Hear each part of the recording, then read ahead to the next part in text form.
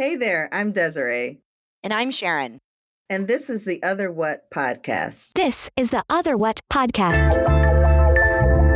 The Other What. The Other What. The Other What. The Other What. Sharon, I am sore. My body hurts. Tell me more, Desiree. Were you just having too much fun last night? Wink, I wink, wish. wink. I wish. No, I was putting together an entertainment center and realized I'm very out of shape and carpal tunnel in my hands. But don't worry about me. Don't you worry I worry about about you all the time. It's okay. Next time, we can have a little part, like a furniture making party, and I can come over and help you with that for sure. I decided this time around I was going to not get any furniture that required me to put it together. But then this piece was taking so long to get here. I was like, fuck it. I will put it together myself. Like a good lesbian, put That's together right. the furniture yourself. That's right. It's good stuff. Good stuff. All right. Today's episode, what are we talking about? Our parents. How did they influence our ideas of love? You ready for this, Sharon? This is a tough one. This is a really, really big one. We're going to go, I feel like it's going to get a little heavy and deep. So for all our listeners, love is a big deal. There's a lot of ways to look at it. So I'm excited to hear Desiree's part of her growing up and then Sharon what I have too. And get ready, y'all. Let's get into it. So first, let's start with how our parents met. Not that our parents have met each other, but how my parents met and how your parents met. So I know my parents, actually, it's kind of a two-part story. One, my dad used to be a bag boy at a local grocery store and saw this beautiful woman come through his line one day. So he thinks, I'm going to hit on her. She's an older woman, but I'm going to hit on her.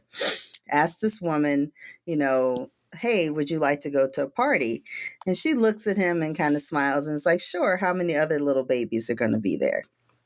Fun fact, that was my grandmother. Of course, does not know who this woman is. Now, fast forward, I think my dad said he might have been a teenager, so maybe 15, 16, 17, somewhere around there. So fast forward many years later, he is at Savannah State. He and my mom are both at that school, and I think my mom said that she saw him on campus a few times and finally talked to him.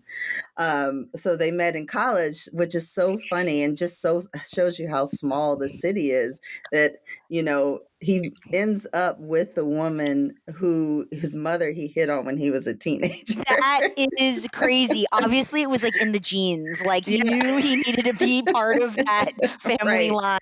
That's amazing. Right. That's amazing. Yeah. I love when my grandmother tells the story. It's very funny. So how did your parents meet? They met on campus and Yeah, I think from what I recall, my mom said that she was sitting in her car or something and trying to get his attention, and maybe he finally came over to talk to her. But I just love the grocery store story. That's the best part of it to me. I think meet cutes are just adorable. There's that, and I know you're not on social media, but there's this super cute Instagram thing where the guy randomly goes up to couples and he's like, "Are you a couple? How did you guys meet?" And I think it's so cute when he interviews people. And that gives me a warm fuzzy. I kind of love the whole first look, first love stories. I think they're really adorable. Absolutely. Yeah. How about your folks? So my parents, they met in high school. Mm-hmm. And the story goes, and so Desiree, I think that your parents probably tell you more detailed stories about their past. I don't get a lot, so I'm this is gonna sound kind of sound kind of PC, I guess. Mm-hmm. So the way that it goes is that my dad followed my mom around like a little puppy dog, and my dad's family was very poor. Mm-hmm. And my mom's family was very rich at the time, and she kind of took pity on him, is the way that the story gets told. And she had this other guy that she was in love with and whatever, but ended up with my dad because he wouldn't leave her alone. That's kind of what I heard. So that is, your story of like they like saw each other and she was like really into your dad, and yeah, that didn't really happen with my family. And You, it felt kind of weird. Like there wasn't like a love story whenever they would tell me about how they got together. They were for just, some reason, that made me think of a scene from Everything Everywhere All at Once. oh yeah, When she's like, totally. my life could have been, you don't know how great my life could have been if without you. If That's I would have right. married, if she wouldn't have gotten married to him. Oh yeah, totally. There's a lot of that. I mean, I think that's why the story, I don't have all the details, and I don't even Hmm. know if it's really real. It's just the kind of piecing together. I've never really gotten even the story from my dad. I've Hmm. only heard it from my mom. Um but yeah, they've been married since, God, like I guess like right out of high school, like in college. My Wow. mom went to college, she was married to my dad, and yeah, they've been married ever since. So a long time. I mean, Yeah. they've been married for over 50 years. So I Yeah, my mean, parents are going on 46 years yeah. at the end of this month, the end of December, and but they've been together just over 50 now Oh, total. congratulations. I think that's a big deal when like people can be together for that long. I think I really wonder how happy my parents are, Mm, even though they've been together for that long. And yeah. I really don't know the answer to that I think my question. parents are happier now that all of us are grown and they don't have to really worry about us as much. Oh, so they were happy that they're empty nesters. I think that's a I good think so. thing. Yeah. Okay. That's cool. I mean, my parents, I mean, they're, I still see them. I think they're very sad that I'm not there every single day. If Yeah. I could live with them, they Yeah. would be so, so happy. I think that Well, that's how that whole like Eastern thing of everybody living in the same house. And mhm. I left at 18. I was like, peace out. I cannot live in this house with you guys. And Yeah. even to today, I've actually started, I would see them every weekend. I can't see them every weekend anymore. I see them Yeah. maybe twice a month, and that's still a lot. Yeah, So, well, I moved out of my parents' house like 2 weeks after I graduated high school. I was ready to go. yeah, I you're like, was see ready to ya. go. But I also have 5 younger siblings who can, be there and do stuff, with them. I don't Yeah. get down to see them as much as I probably should, but I am a lot closer now that I moved back to Atlanta. Yeah, I think it's interesting too. We're going to talk about this in the next segment, but like moving out is a very Western concept. Mhm. If you look at my family back in Singapore, a majority of them still live with their parents at home, and it's very acceptable to do because it's so Absolutely. expensive to live in Singapore. Why would you get your own place? And there's this concept that we're going to talk about too a little bit more about like the Eastern and the Western concepts of love, and I think that also just then like translates into like how you see where you live, when do you leave home, like all these things. And I think I struggle with it on a regular basis because I'm kind of Really? stuck in between the two. And so, um, anyways, we'll talk about that in a second, but it is something we're going to unpack. It's going to be really interesting. I can't wait to hear it.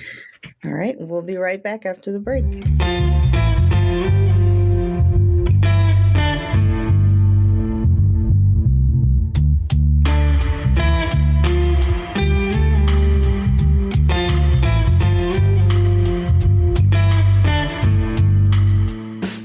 All right, so our parents have defined love for us in one way or the other, good or bad, and what kind of love should be, what relationships might look like. So Sharon, when I think about it from my parents, as I said, they've been married going on 46 years, been together more than 50. Like, is there a secret to staying together that long? I know that my parents definitely love each other. They grew growing up, they would be affectionate towards each other, always saying kind things to each other. So as I've come into my own of, dating, even as a teenager, just thinking like the example that they've set, and not just them, like other family members, other relatives that have been married for many years, and even relatives that have, been single, just like what that expectation looks like. For me, it's a big thing on like finding somebody who respects you, who you get along with, who's not, afraid or ashamed to say, hey, this is the person that I'm with. My parents, always, made sure to tell us that we were beautiful, that we were loved, that we were, smart. And that has really kind of shaped me in a way that now that I'm older, I realize it a lot more. Do you know what I mean? It's like things you didn't pay attention to when you were kids, but now as you get older and maybe you've got nieces or nephews or younger cousins and you're watching them kind of grow up and seeing what they're going through. And then you think back to like what that age was for you and how you were feeling. It's just interesting. And something else that I really appreciated from my parents is especially just like building that confidence in me, like making me feel confident that, also I don't need anybody. Like I am fine by myself. So many times I've met other women that are like, oh, I need you. And Sharon, I've never felt like I needed somebody because I am really okay by myself. And that's not always great when you're dating people because folks feel like, oh, if you don't need me, you don't really love me. And that is not the case. Like, I can still love you and be very much in love with you, but also know that I'm going to be kind of okay by myself. You know what I mean? Yeah, that's amazing. I think Yeah. that's actually probably like such a gift that your parents gave that to you, Desiree. I don't think Yeah. the confidence is something that that a lot of us struggle with as women. Mm-hmm. And for you to have that much confidence coming right out of the gate, damn, like, girl, you got it good. I think that's like It's a gift amazing. and a curse. It It's why is. you got such good mojo, which we will talk about later. But I think it's not. I think it's more of a gift than a curse, lady. Maybe a curse to all the ladies you're dating, and a gift to everybody else. Um. Oh, I love what you said. So I took notes while you were talking, and I think like a few things like really stood out for me. You talked about your parents showing affection, right? I'm assuming that it was like, would they like hold hands and there was Yeah, like hold hands PDA? or small little kisses here and Yeah, there. kisses here and Yeah. there. So you saw them being affectionate to each other, And that just like kind words like kind babe words. and I love you, Hmm. like not being afraid to say that no matter where you are. Can I double click on the I love you? You heard I love you really early in Yes. your, yeah, okay. Yeah. I think that's great. It's like these are all things that I'm like, wow, this is so cool. I love that you grew up like this because I grew up incredibly different and opposite. Okay, the other thing was I wrote down the confidence, and I love that you were taught to not need anybody. I think that's actually, to me, I term it as individualism. Mhm. And I think that there's Western individualism that is it's a very big part of being American. I, Mhm. I think Western American. I don't know if it's an American thing. I don't know. I'm not going to talk about like people who are English, who are in the UK or in Europe, but I think in America we're very big into individualism, probably Yeah. because of all of the independent stuff that we grew up with, and forefathers and all that. And I think that's really cool. Mhm. Um, so I think it's super awesome, like how your parents did that. For me, the reason that I think it's so awesome is because I idealize that and what you had, Desiree. Mhm. I think that movies and TV really try to capture this thought of like true love, and that true love in that definition is a definition of affection, of saying I love you, of um, not needing somebody, but meeting that person and then having them in your life. And it's just like Right. this beautiful, like it's that point in the Hallmark movies where everybody like, the music plays and it's like amazing, right? And the fireworks Right. go off. Um, so for me, what I think is interesting is that your parents were very open and honest about what they thought love was. From my perspective, being from an Eastern Asian culture, my parents never showed any PDA. We Mhm. did not start saying "I love you" until about 10 years ago when I moved away from Mm. Atlanta. Wow. Um, we didn't hug. My parents never held hands. I never Mhm. saw them kiss. Um, the confidence thing, I was I was brought up to need a man. Mm. I needed to marry a white man so I could have babies and have power because white men Right. have power. That Right. was what I was brought up with. So individualism was not part of it. And and this is part of some of I went down the rabbit hole of research today, but there's a lot of super interesting stuff online about the differences between Eastern culture and Western culture. And one of the big ones is collectivism. Mm-hmm. And like it's collectivism, it's being in harmony with your community, it's family. That's what Eastern culture values, whereas Western culture is individualism. Like being on your own. There's a difference between those, and and you can see it very clearly in the way that I viewed love and relationships that I chose in the Mm-hmm. last, whatever, 15, 20 years. Mm-hmm. I think I've always strived for the love that your parents showed you. I want that. It's also what I grew up with. When I was growing up, I was a latchkey kid. Nobody was home when I got home. So what I did, I watched TV. And what Yeah. does sitcoms and TV have? It's all that Families. Western Yeah. Western family kind of love that I never had. So I definitely crave it and I want it. And I think I make bad decisions because I think this is love. And then I get Mm. mixed up because of what I was taught what love was. And so just in the last year or two, I think I've really started working through a lot of the differences and the dissonance between Eastern love Mm-hmm. and Western love, because it is very, very different. And we were talking about this before the podcast, but my love of my parents, I have love for my parents, but it's a very different defined love. It's a love based out of loyalty Mm-hmm. and sense of duty. Mm. The love that I have for my friends, my chosen family, is the love that and the hopefully the new relationships I have moving forward Yeah. is the kind of affection and the Western love that you've had, that I see around me on a regular basis being Right. out in America.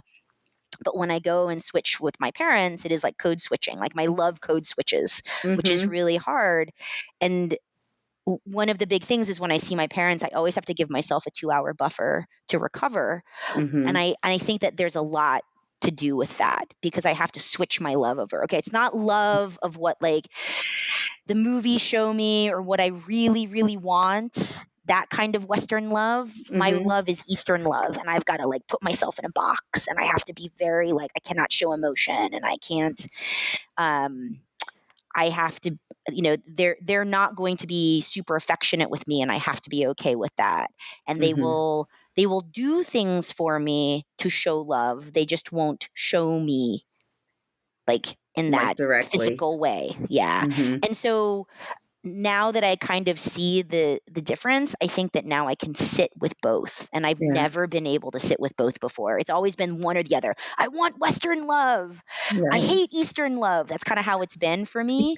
And I Mm-hmm. finally think I'm at a place where I can kind of be okay with both and love both, because that's kind It's of where I part of you. am. Yeah. Yeah. It's so crazy how parents and our families just influence so much, even when we don't think that they are. Yeah. It was a revelation for me to be like, oh, duh. Of course, the Eastern love is different, right? Right. And I think that there's also a lot of stuff around generational trauma, and then we'll Mm-hmm. talk about that in the next segment. But Mm-hmm. there is a lot about me growing up, again, very different from you, that we'll talk about, because criticism, you said kind words. Oh my God, I would Yeah. love kind words, Desiree. Yeah. Kind words would make my heart sing. But I grew up without kind words, Mm. right? I didn't grow up with a lot of that. And so that's what I thought love was. Love was not kind words. Love is criticism. Yeah. Love is pushing you. Love is tiger mom. That was what Mm-hmm. love was. And so that's what ended up with my last relationship. Mm-hmm.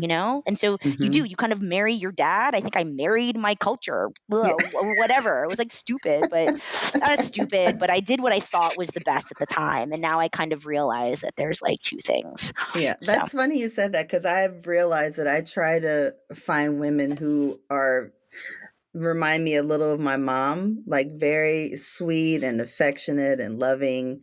Not that my dad is not, but I prefer my ladies without beards. Can I say that I think I prefer my ladies without beards too? No shaving involved on the face would be ideal for me. No.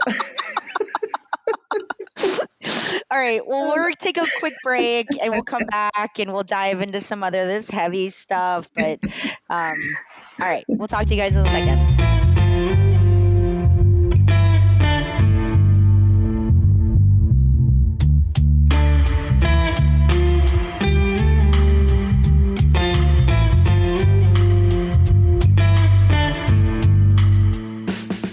Okay, here we go. This is the stuff that is really tough for me to talk about. So I just kind of want to bring that up. And also for the listeners, this could be hard. Like, I'm going to talk a little bit about like the stuff that's happened in my past, right? And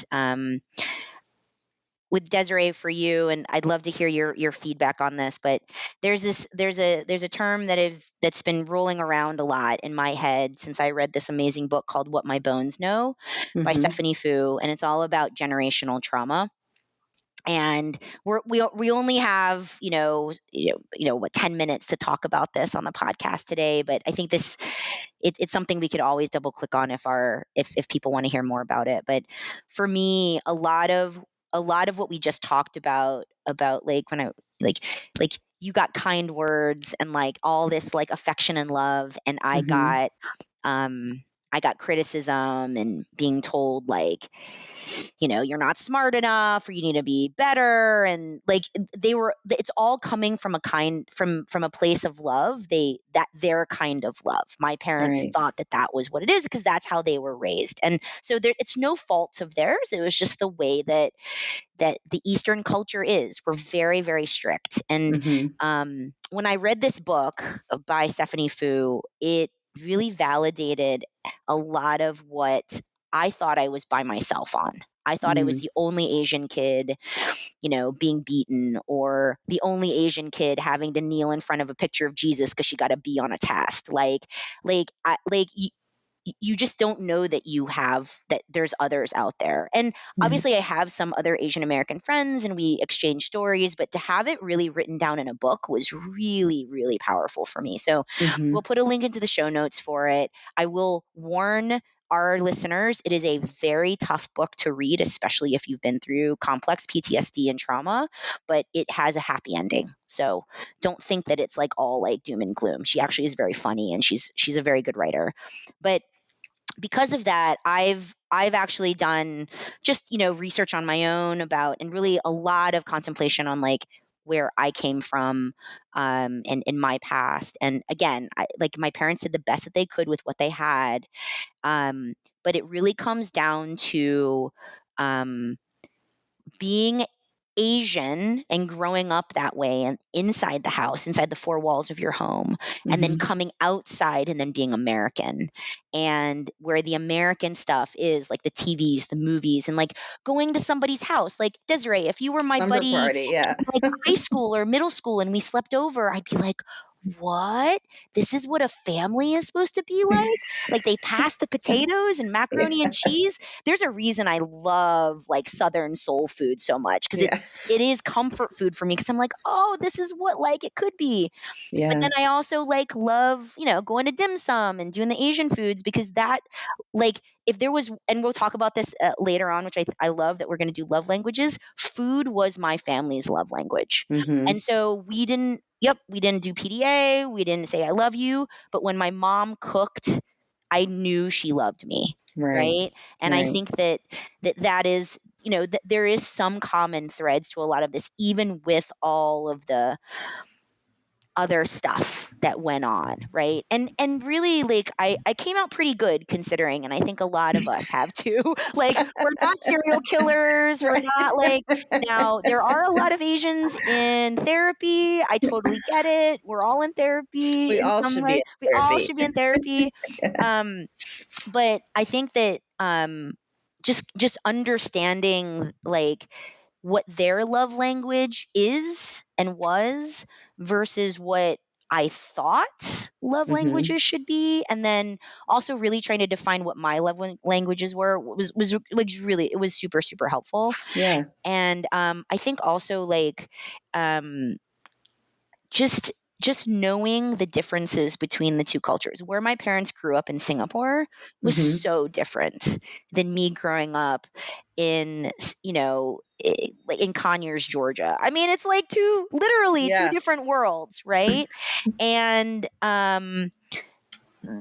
again, like I would, within the four walls and then, going to school, I would, you were just kind of like we've talked about before, like this, like going between two cultures constantly. It can wear you down. And I think there's a Yeah. lot of like, I think that's why sometimes I do have to take a step back from my parents. I love my family in Singapore, but I don't know them. And I'm kind of glad that I don't have to deal with them because that's more code switching. And Yeah.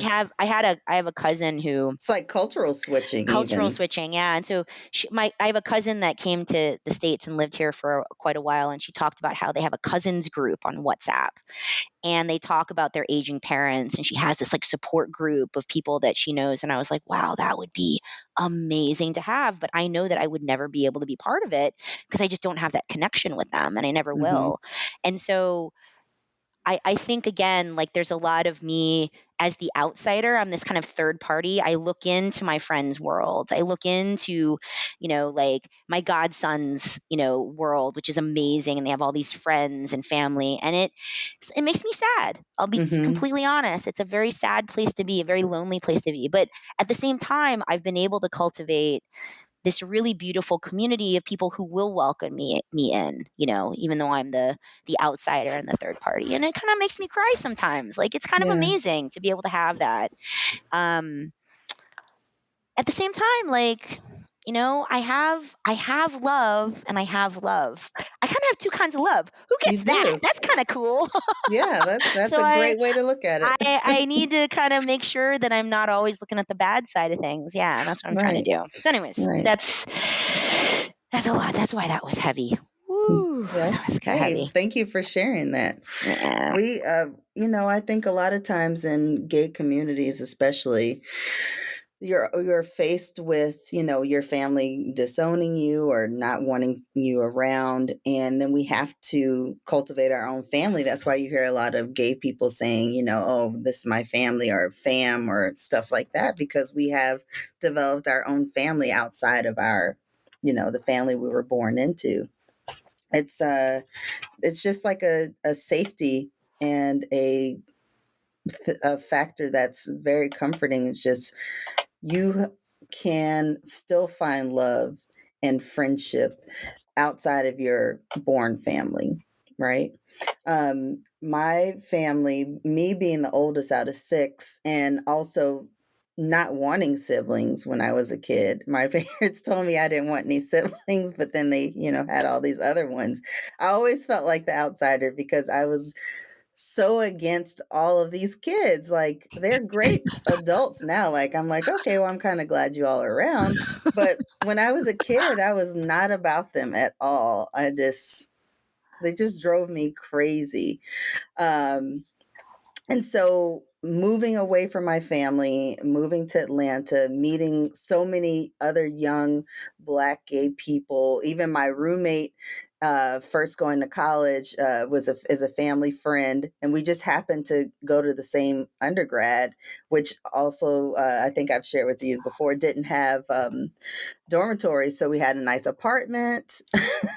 And like we became our chosen family. Like we have matching tattoos. Like that is Whoa, that's yeah. awesome. Wait, every Yeah. single member, every sibling, No, or no, no, no. My college roommate, your he and I college have a roommate? match. We Oh, have because matching okay, okay, okay, tattoos. okay. I was gonna say the siblings got matching tattoos. That'd be amazing. It would. Wow. Well, only four of us have tattoos. Two of us have no tattoos. Mm, So I think two of the twins, my youngest siblings, I think they have matching tattoos. that's amazing. That's kind of Yeah. awesome.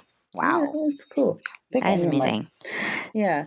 So I want to go into love languages because, we see and we've learned something from our parents and families about kind of what love should be or what they presented us with love.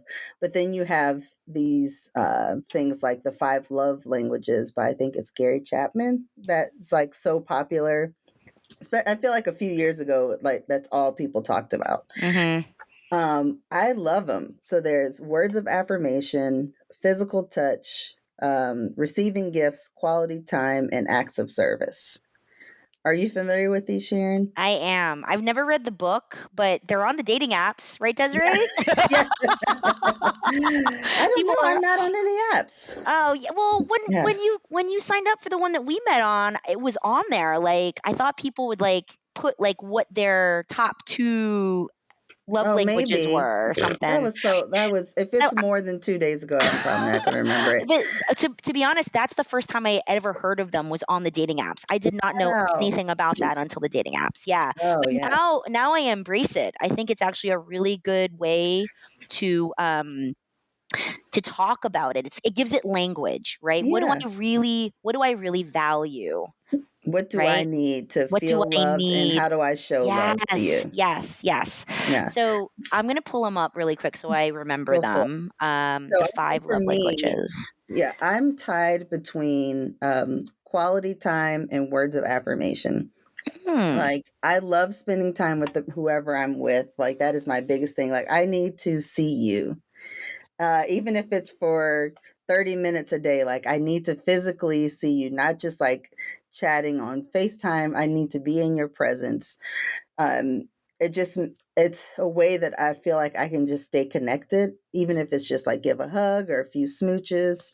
Like, I really need that. And also with words of affirmation, because I heard my parents, I think, telling each other they love you and, Mm, saying kind things to each other. That's how I also show love.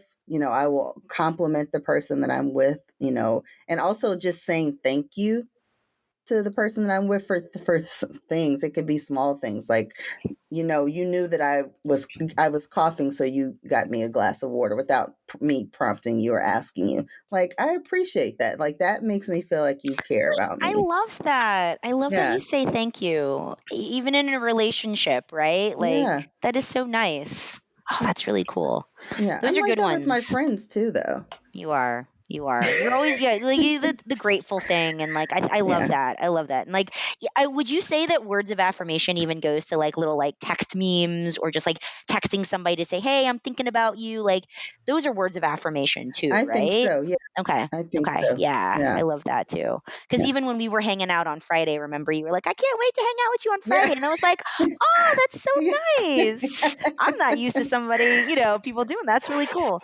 Yeah. No, Um, because we can all do whatever we want with our time. So the fact that people, take time out of their day to send you a text message or to say, "Hey, let's meet up for a drink." Like, I appreciate that, that's really because you nice. could choose to do something else just like I could. So I would hope that folks appreciate that, I'm also making that time. Yeah.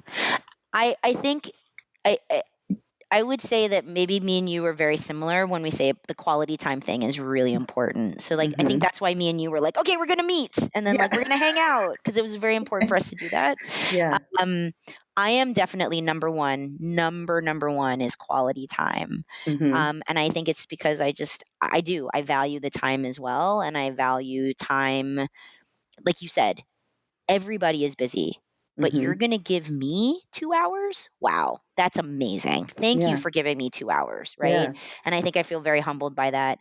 I think the second one for me is probably physical touch, Mhm. and that probably is coming from like me like growing up by myself and my parents not doing a lot of PDA, and now I'm like, oh wow, physical touch is nice. Like holding somebody's hand It's is the best. so nice, and Yeah. it just does. And in or like I find it to be so comforting, and just like small micro things like that just Mhm. are so amazing. I will say we talked about this, a few minutes ago. There is a sixth love language, which is food, and it's not on Oh, there. yes. And I Yeah. would say that's my third one or close second, Yes. because if it wasn't for food, I don't think my parents would have been able to show their love for me. Eat, get Yeah. fat, because Right. every time I go back home now, my dad's either telling me I'm too skinny or I'm too fat. But that's the way that he shows love, by either restricting food or giving me more food.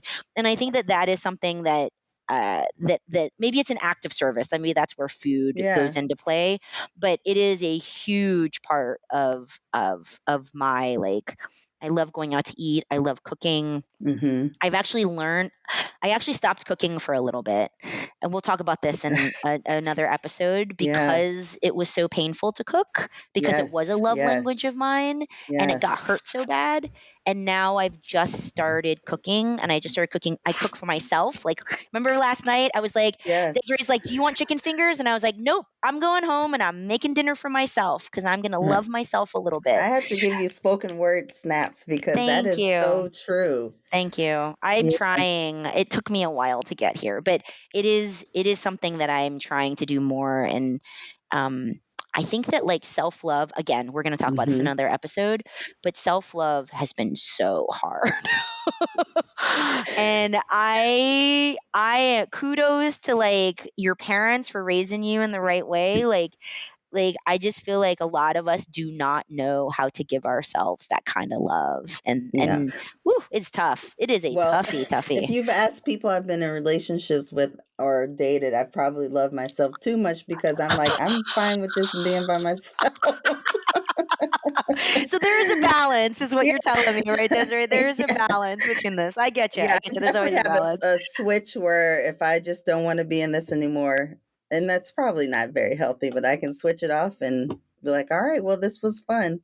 See you later. Wow. Right. Okay. We Well, need to save that one. Let's say yeah. that. Put a pin in that. Put a pin in that. Internet. Pin in that. All right, guys. Well, thank you guys so much for listening. I know this was a bit of a tough episode, well, tough for me, essentially. But if you guys have any comments or feedback, please let us know. You can go to our website, theotherwhat.com, or our Instagram page. The other Um, at the other what? at the other what? Yep. And oh, by the way, we also have merch. Crazy enough, and you can visit the website and see what we've got and support the podcast, which we love to do, and we'd love to hear from you guys. So thanks a lot for listening. Love ya. Bye.